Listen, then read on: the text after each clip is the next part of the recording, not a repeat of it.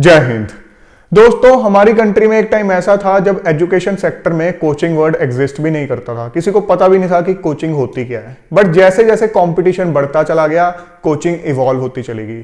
फिर अलग अलग कॉम्पिटिटिव एग्जाम्स के लिए अलग अलग शहर, अलग अलग टाउन्स गढ़ बन गए। जैसे कि इंजीनियरिंग और मेडिकल एंट्रेंस एग्जाम के लिए कोटा गढ़ बन गया, यूपीएससी जैसे एग्जाम्स के लिए दिल्ली गढ़ बन गया। बच्चों को लगता था कि अगर मैं इंजीनियरिंग मेडिकल एंट्रेंस देने जा रहा हूं तो मुझे कोटा जाए बिना सीट नहीं मिलेगी, यूपीएससी देने जा रहा हूं तो दिल्ली जाए बिना मुझे सीट नहीं मिलेगी। तो ऐसे केस में जब एक जगह एक किसी पर्टिकुलर चीज की गढ़ बन जाती है तो वहां पे डेफिनेटली एक कार्टल, एक यूनियन क्रिएट हो जाती है।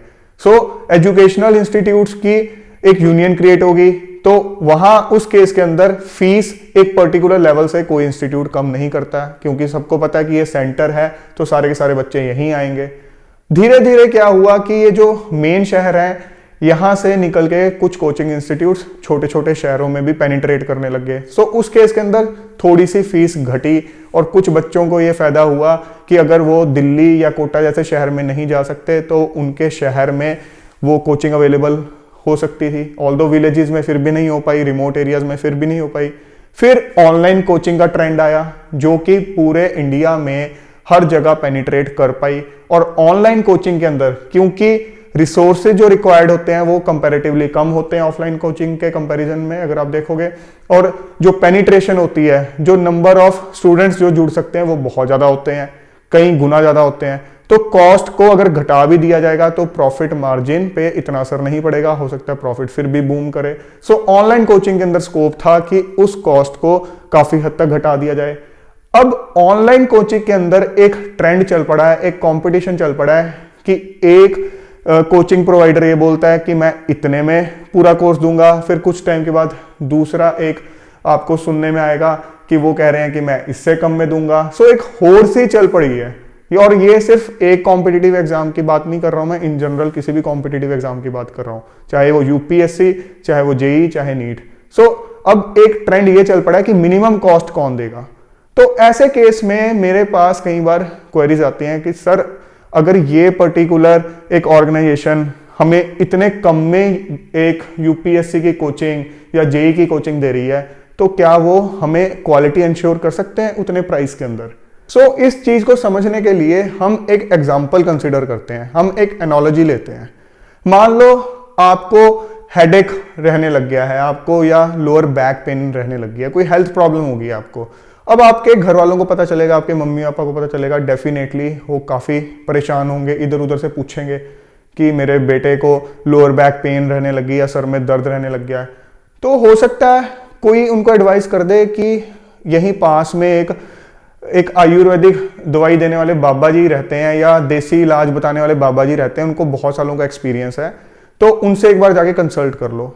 आपके घर वाले लेके जाते हैं आपको उनके पास, वो आपको एक देसी सा इलाज बता देते हैं, एक ऐसी एक दवाई बता देते हैं जो कि आप खुद ही बनाओगे अपने घर के अंदर, और उसकी सारी चीजें आपके घर की किचन में अवेलेबल हैं। सो अब उन्होंने कोई पैसा नहीं लिया, उन्होंने बिल्कुल फ्री में आपको एडवाइस दे दिया।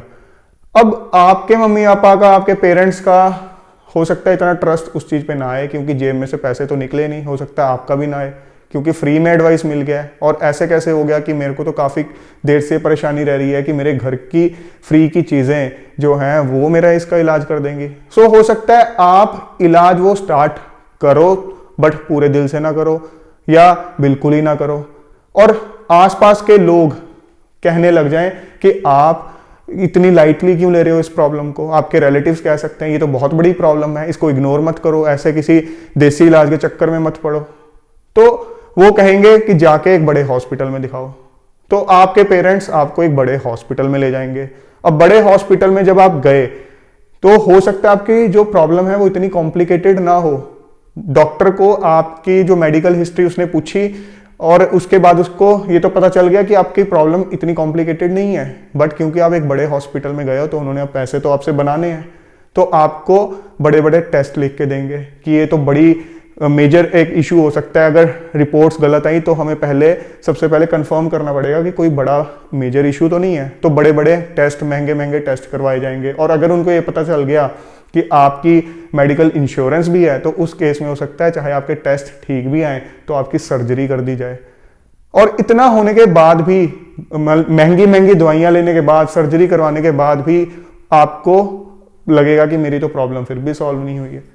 फिर आप धक्के खा के अपना टाइम, अपना पैसा, अपनी हेल्थ वेस्ट करके फाइनली हो सकता है किसी एक गवर्नमेंट हॉस्पिटल में जाओ, किसी ऐसे डॉक्टर के पास जिसके बारे में आपने सुना हो कि ठीक है यहाँ पे इनको काफ़ी साल का एक्सपीरियंस है और गवर्नमेंट हॉस्पिटल है तो ज़्यादा महंगा भी नहीं है। अब वहाँ जब आप गए तो उन्होंने एक जेन्युइन एडवाइस दे दिया, आपकी मेडिकल हिस्ट्री देख के, सारी रिपोर्ट्स देख के कि आपको तो कोई मेजर प्रॉब्लम ही नहीं थी, इसका सोल्यूशन तो बहुत ईजी था, आप किन चक्करों में पड़ गए। फिर आपको उन फ्री वाले बाबा जी की याद आती है कि सबसे पहले उन्होंने तो मुझे बोला था कि कोई घबराने की जरूरत नहीं है, इसका इलाज तो बहुत इजीली हो जाएगा, बट क्योंकि मेरी जेब से पैसे नहीं निकले थे तो इसलिए मैंने उस चीज को सीरियसली नहीं लिया। यही चीज होती है आपकी स्टडीज से रिलेटेड जब आप किसी कॉम्पिटिटिव एग्जाम की प्रिपरेशन करते हो। आज के जमाने के अंदर YouTube जैसे प्लेटफॉर्म के ऊपर इतने फ्री रिसोर्सेज अवेलेबल हैं जिसकी कोई लिमिट नहीं है।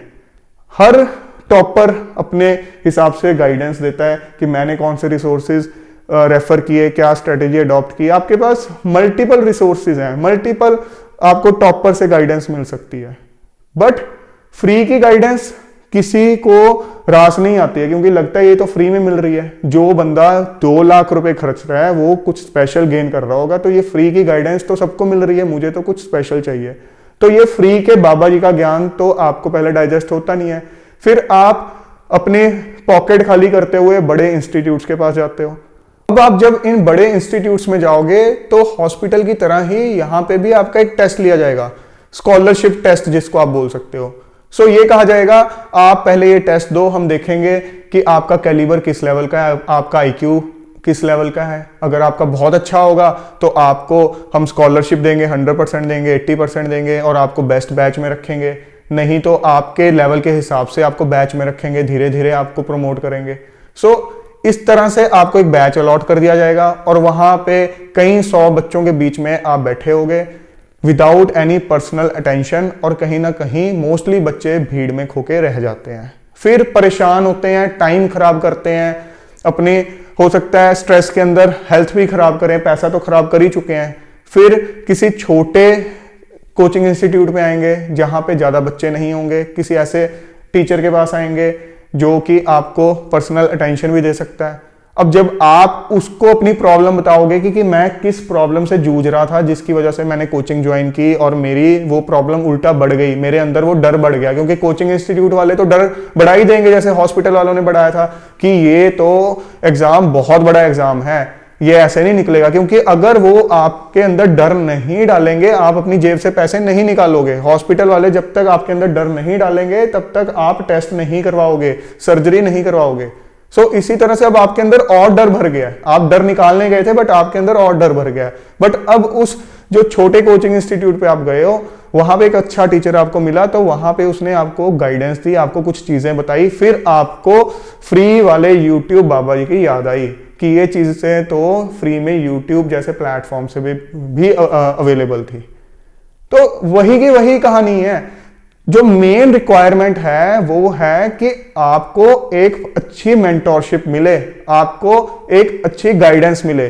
बेसिकली आप एक ऐसे चौराहे पे खड़े हो जहां पे मल्टीपल रास्ते आपको जाते दिख रहे हैं, आपको लगता है शायद ये रास्ता भी सही होगा, ये भी सही होगा, ये भी सही होगा, बट आपको किसी ऐसे इंसान की जरूरत होती है जो कि ऑलरेडी उनमें से कोई रास्ता पकड़ चुका हो और एंड तक जा चुका हो और आपको बता सके कि ये रिसोर्सेज, ये टूल्स लेके चलो अपने बैग में, तो इस रास्ते पे इस तरह से चलोगे तो कोई दिक्कत नहीं आएगी और अल्टीमेटली अपनी डेस्टिनेशन तक पहुंच जाओगे। सब चीजें आज की डेट में ऑनलाइन अवेलेबल है, चाहे आप गाइडेंस की बात करो, पढ़ना अपने बुक से ही है। किसी इंस्टीट्यूट में भी चले जाओगे, किसी भी कोचिंग इंस्टीट्यूट में चले जाओगे, किसी ने आपके दिमाग में घोल के कुछ नहीं डालना, वही बुक्स की चीजें जो हैं वही लेक्चर के फॉर्म में बतानी है।